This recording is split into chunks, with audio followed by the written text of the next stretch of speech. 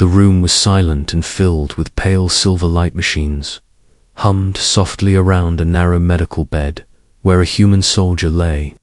Motionless for 2 years, his body had remained still, while the galaxy moved forward without him. Doctors had almost stopped believing he would wake, but the human body was stubborn and human will was even stronger.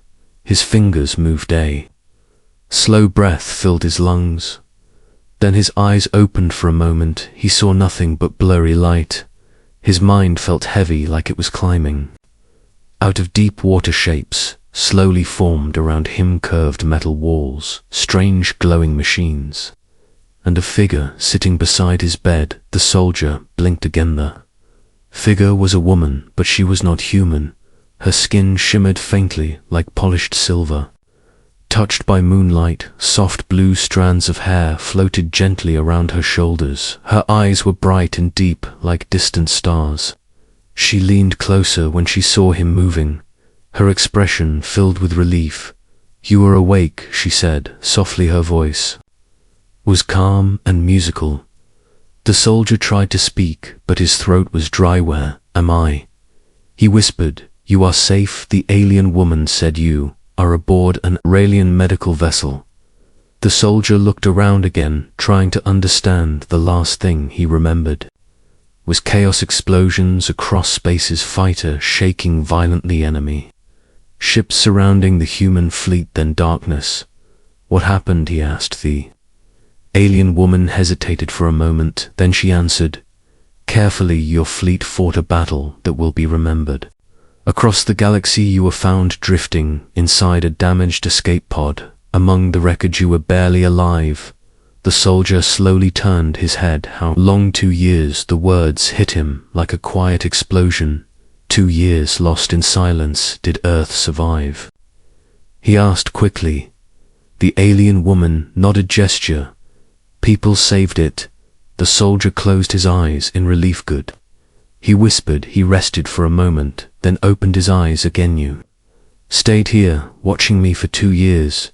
"Yes, we." The alien woman looked thoughtful. "Because humans surprised us." The soldier frowned slightly. "How?" The alien woman stood and walked toward the window beside the bed. Beyond the glass stretched endless stars. "Your species is young," she said. "Your technology is limited compared to most civilizations. Fleets are small. Your worlds are fragile." Shay turned back toward him. "But when the enemy attacked Earth, something unexpected happened." The soldier listened carefully. Every alien alliance believed humanity would surrender quickly. She continued. "The invading empire was powerful and ancient. They had destroyed entire civilizations before. But humans did something none of us predicted." The soldier watched her quietly. "What did we do?" The alien woman smiled slightly. "You refused to retreat.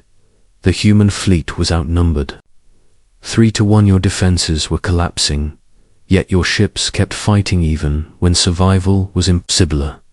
Soldier remembered flashes of the battle pilots shouting over ships burning in silence.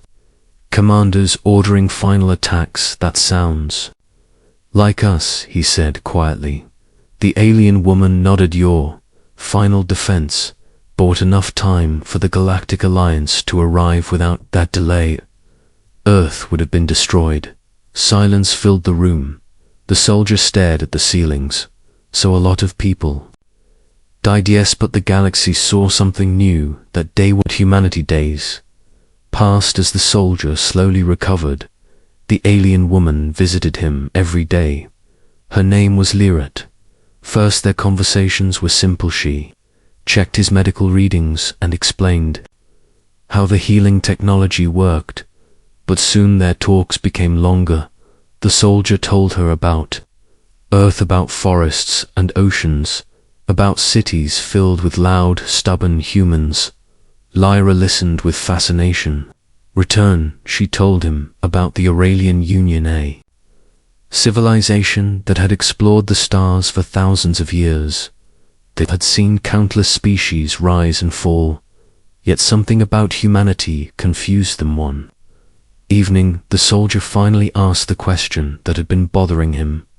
Why do aliens suddenly care about humans so much? Yura was quiet for a moment, then she activated a small holographic projector. A glowing image appeared above the bed. The soldier immediately recognized it. It was the battle where his fleet had fought. Broken ships floated across space. Explosions lit the darkness. Lyra pointed at one small fighter surrounded by enemy vessels. That was youth soldier leaned forward slightly. The recording showed his damaged fighter spinning through debris. His engines were failing, his weapons nearly gone. The logical choice would have been a scabbard. The recording showed something else. The fighter turned and charged directly toward a massive enemy cruiser. Why did I do that? The soldier asked.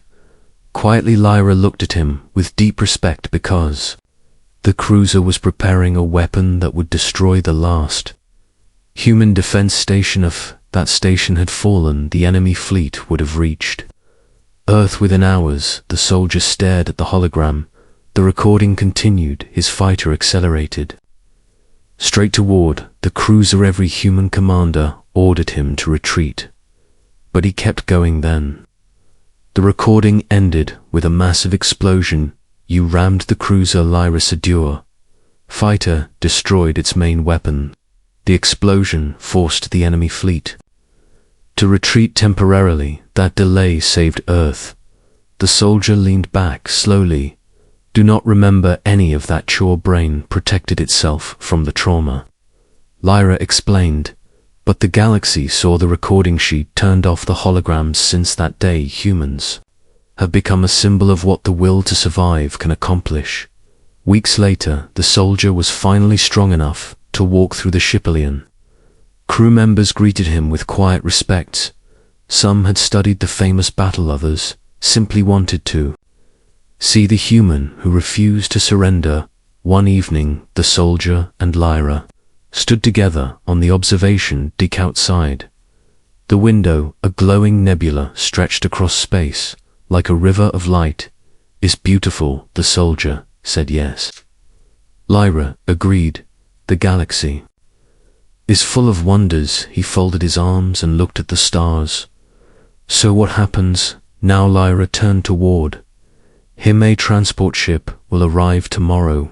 It will return you to Earth. Your people believe you died in the battle. They will be very surprised. The soldier smiled faintly. My mother is going to yell at me. Lyra laughed softly. That sounds like something a human parent would do. Silence followed for a moment. Then the soldier spoke again. You said earlier that I changed something.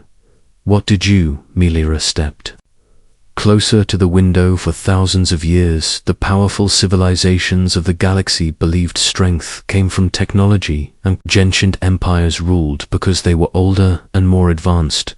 But humanity showed something different. The soldier listened. Strength can also come from courage, from refusing to surrender, even when defeat is certain. She looked directly at him. Because of that, many civilizations have begun treating humanity as an equal. The soldier smiled slightly. Not bad for a species that just started exploring space.